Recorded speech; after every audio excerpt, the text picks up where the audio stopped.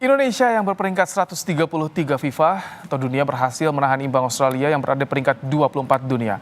Apa yang jadi evaluasi dari pertandingan semalam? Kita terhubung dengan Ketua Badan Tim Nasional Sumarji dan juga ada pengamat sepak bola Anton Sanjoyo. Selamat sore Pak Marji, Bung Joy. Sore. Iya, selamat sore. Baik, Pak Marji. Sambil dinas ini. Gimana? Sudah plong sekarang Pak Marji perasaannya? Nggak deg-degan lagi? Ya, alhamdulillah sudah bisa tidur lah. Walaupun hasilnya tidak sesuai dengan harapan. Tapi itu dan keinginan kita targetnya 3 poin, tetapi ya sepak bola kan target belum tentu bisa tercapai. Tapi dengan hasil imbang itu juga prestasi yang sangat luar biasa buat timnas lawan Australia. Oke, Pak Marji, boleh tahu dong, ini ada instruksi khusus dari STY untuk perkuat lini pertahanan karena melihat peta kekuatan Australia begitu inferiornya di sana. Ya, jadi instruksi itu muncul ketika 15 menit setelah pertandingan awal dimulai ya. Pertandingan awal mulai kan kita lebih banyak menyerang. Begitu melihat situasi dan kondisi, Coach Shin ya kelihatan sekali memang menyiapkan strategi untuk lebih bertahan defensif. Lebih bertahan, Bung Joy. Jelas superior sekali Australia semalam. Tapi melihat permainan timnas kita bagaimana Anda melihatnya? Apakah evaluasi ini di lini mana saja nih, Bung Joy? Tadinya saya berharap Sintayong mengejutkan Australia dengan strategi yang sama dengan Arab Saudi ya, dengan 3 center back, kemudian 5 gelandang dan 1 penyerang. Tapi ternyata memang seperti kata Pak Marji tadi, karena Australia membangun serangannya lebih rapi, lebih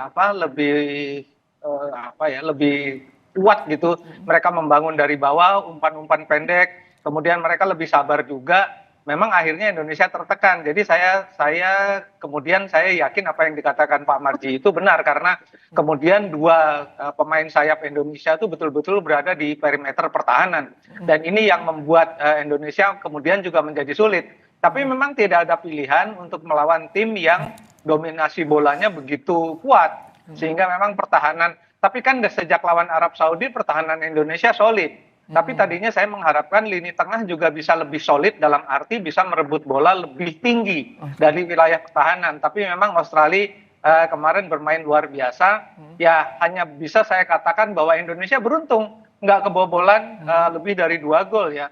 Tapi memang kiper Martin Paes bermain sangat luar biasa, meskipun 5 dari 6 tembakan pemain-pemain Australia itu mengarah langsung ke dia. Gitu loh. Jadi Martin Paes belum mendapatkan ujian yang sebenarnya ya. Jadi mudah-mudahan dengan pengalaman yang ini melawan tim nanti yang mungkin siapapun yang bisa mencetak banyak tembakan, Martin Paes sudah siap. Tapi saya yakin dia punya ketenangan untuk itu gitu. Jadi memang Indonesia sangat beruntung karena ada 1 tembakan kan kena tiang, lalu kena kaki belakang dia, untungnya nggak masuk tuh. Bung Joy, kalau dilihat semalam, kalau dari pandangan saya agak minim kesalahan dari pemain timnas, betul tidak? Tidak banyak salah passing, memang banyak tekanan di situ ya? Iya, tapi juga untuk masuk ke wilayah pertahanan lawan agak keteteran, terutama ketika Rafael Struijk harus berjuang sendirian di depan ya, karena Oratmangun dan Hübner sibuk bertahan. Sementara juga Ivar sesekali naik, tapi memang di wilayah pertahanan lawan tidak banyak umpan yang bisa menerobos pertahanan dari Australia. Dan itu yang menurut saya akan jadi evaluasi, karena menurut saya pertahanan sudah bagus.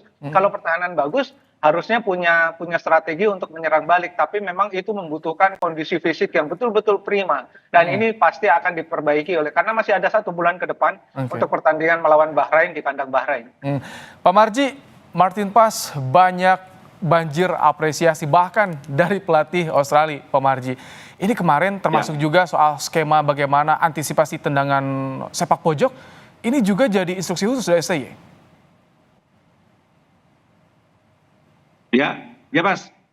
Jadi begini, memang kalau kita melihat memang kemarin itu yang jadi pahlawan itu memang Paes ya. Karena kita tahu bahwa beberapa tendangan yang memang semestinya mungkin harapannya bisa tercipta gol, bisa dihalau semua, bisa digagalkan semua oleh Martin Paes. Jadi ini sesuatu yang memang betul-betul membanggakan buat kita, dan keberadaan Martin Paes memang jadi magnet betul. Dengan kondisi yang seperti itu, para pemain khususnya di lini belakang pun jadi tenang gitu ya, dengan kondisi Martin Paes yang dia begitu tenang, menghalau segala tendangan yang memang semestinya bisa tercipta gol nggak jadi gol. Nah itulah yang betul-betul jadi apa namanya, magnet buat teman-teman di lini belakang dan khususnya para pemain semuanya. Oke. Benar-benar tenang gitu ya, tenang, apa namanya, tidak grogi dan lain sebagainya. Nah itu dia. Jadi itu yang jadi Oke. apa namanya, evaluasi dan yang menjadi catatan kami. Ini Martin Paes terus menyala dalam 2 pertandingan terakhir, Pak Marji. Ini jadi motivasi bagi 2 penjaga gawang lainnya kita, Nadio, Hernando juga. Iya, ya itulah yang kita sampaikan bukan hanya ke Hernando saja, kebetulan ada Adi juga, kan kita sampaikan intinya ya kalian para penjaga gawang yang ada di kita ya harus banyak belajar dari Martin, bagaimana cara taktik dan strategi menempatkan diri kalian dan lain sebagainya. Itu terutama bagaimana menata mental supaya betul-betul bisa tenang. Oke. Itu kita sampaikan ke Nadio, kita sampaikan ke Adi, dan juga kita sampaikan ke Hernando. Oke. Seperti itu. Bung Joy, melihat mental pemain timnas kita semalam, bagaimana Anda melihat dan apa yang harus dipersiapkan nanti lawan Bahrain dan China?